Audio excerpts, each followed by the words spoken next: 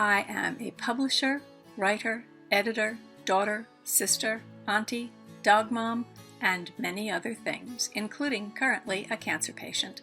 But I am not a doctor or medical professional of any sort. What you are about to watch is an episode of my journey through cancer. I'm sharing my adventure with you in hopes that you'll find something here that's comforting and maybe even inspiring. This video is not intended to provide any sort of diagnosis or treatment plan. Please go talk with your doctor for professional medical advice. So I admitted a few videos ago that I caved. 5 days ago, I took one of the pain pills my oncologist prescribed for me. I thought I'd be able to make it through cancer treatment without narcotics, and I was wrong. The pain is just ridiculous. Now, I still swear by the organic calendula cream for its cooling and soothing and healing heaven-sent effects on the actual radiation burns. And ginger tea does go a long way to curbing the nausea.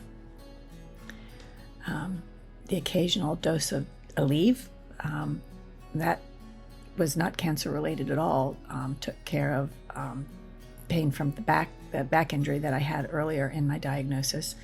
And it did help toward curing some of the absolutely cancer related pain that I felt early on in treatment.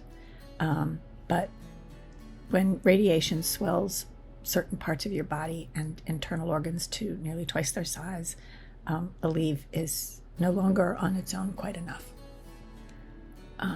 That's when juggling the pills that you need and want to take becomes part of your daily calendar. First, there is the aforementioned pain pill, which can become essential to comfortable living, not to mention sleeping. Though they can, on their own, cause nausea and constipation. I'm supposed to take one every 4 hours, according to the note on the prescription bottle, but I found that taking one a day usually is enough.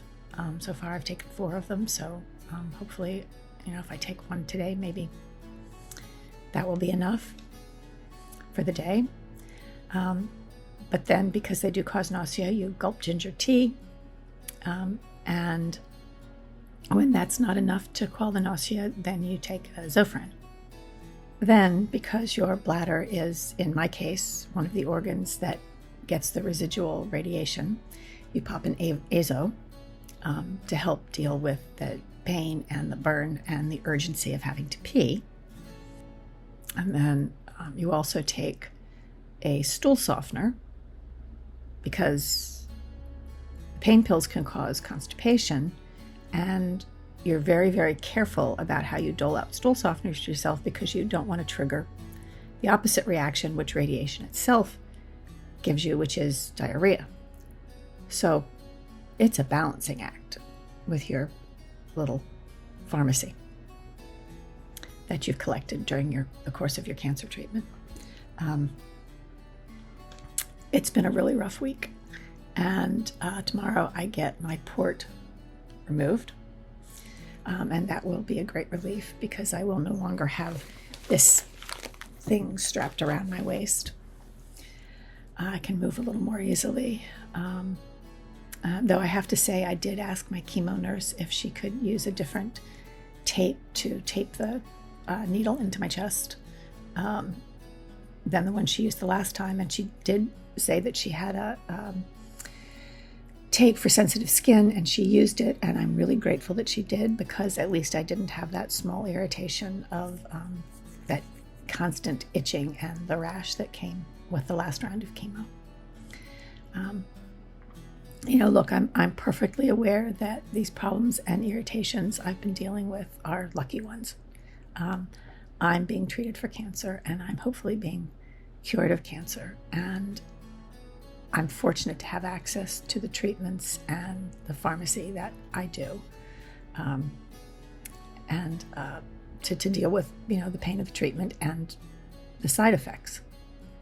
I'm not kidding myself that this whole thing could have been a whole lot worse. But that doesn't make it any better to live through in the moment. If you liked this video, don't forget to give it a like, subscribe, and ring the bell. Also, don't forget to call your senators and your congresspeople to demand universal health care, and most importantly, don't forget to vote.